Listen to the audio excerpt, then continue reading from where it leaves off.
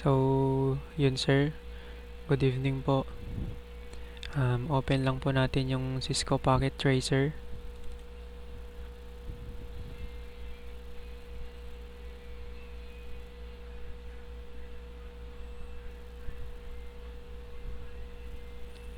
Then, pag na-open na po, mag-ano lang po tayo ng router.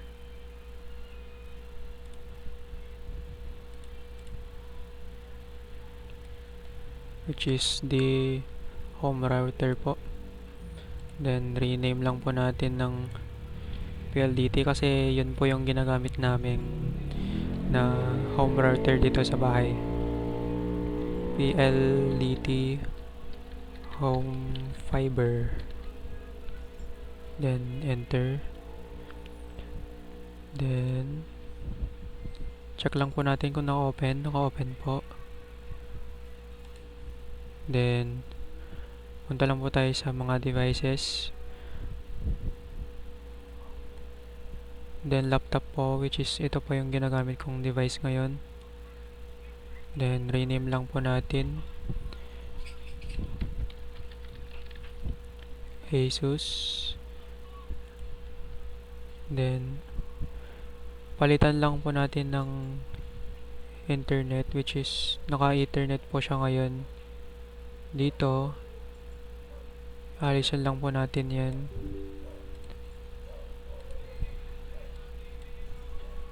Then, open po natin. Lagay lang po tayo ng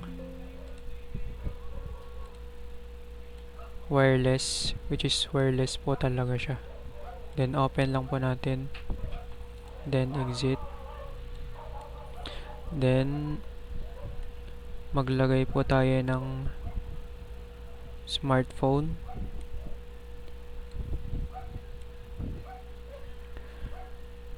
Maglalagay po ako ng 4, which is 4 po yung ginagamit naming smartphone dito. Then, rename lang po natin. Poco X7 Pro. Then, dito po, Honor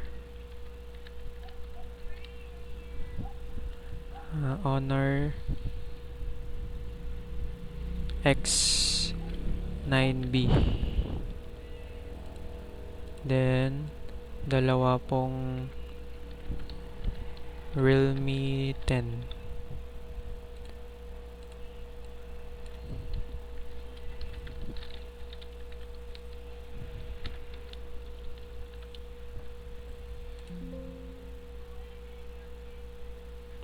Hindi pwede. Hindi pwede pala.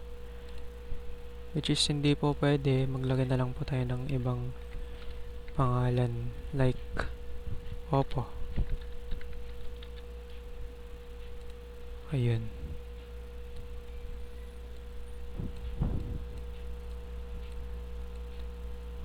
Tapos, maglalagay po ako ng tablet.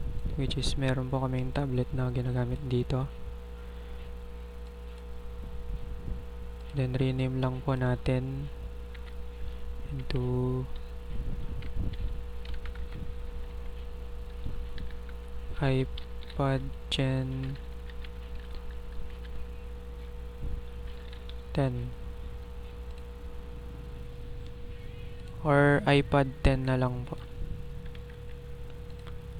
Okay.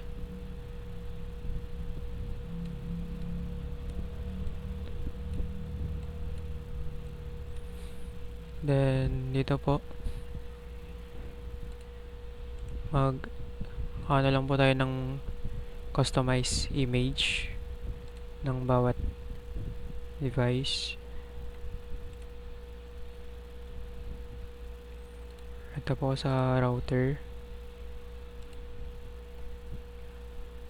Ito na po siya ngayon. Then, sa laptop po,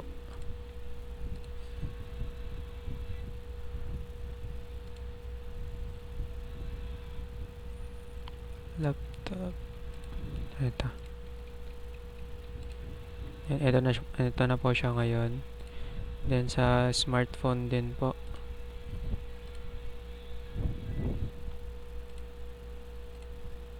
Ay.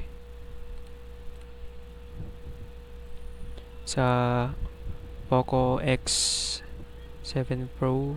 Ito po. Then,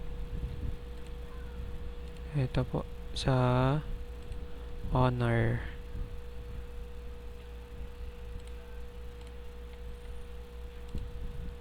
Ito po sa Honor.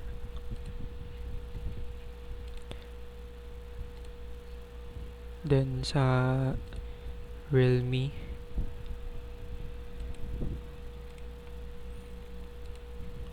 Ito na din po. Then sa Oppo.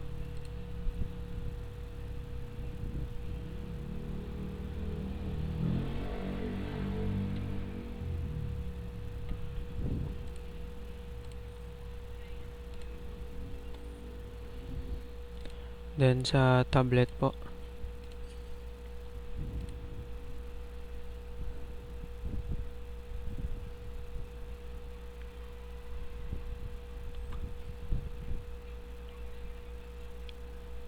Nawawala. So, di na po ako na ata naka-download ng sa tablet. Which is ganyan na lang po. Ayos lang po natin. So, eto lang po sir. Ito po yung mga device na nakakonect sa Wi-Fi namin ngayon. Yan lamang po sir. Thank you po.